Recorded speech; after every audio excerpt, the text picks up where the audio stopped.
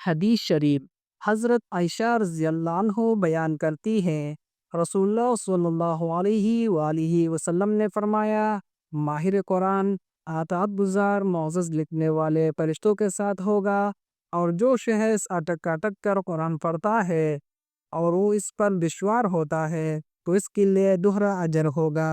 مشکوٰۃ المصابیح حدیث نمبر 2112۔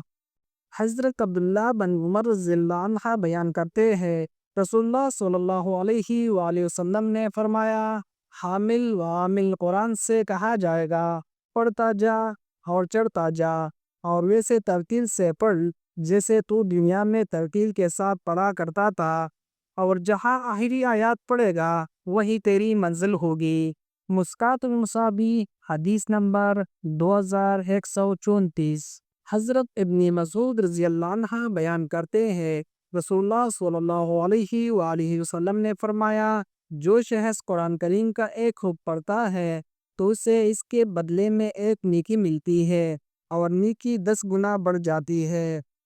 میں نہیں کہتا کہ الف لام میم ایک حرف ہے، بلکہ الف ایک حرف ہے، لام ایک حرف ہے، میم ایک حرف ہے۔ مشکوٰۃ المصابیح حدیث نمبر 2137۔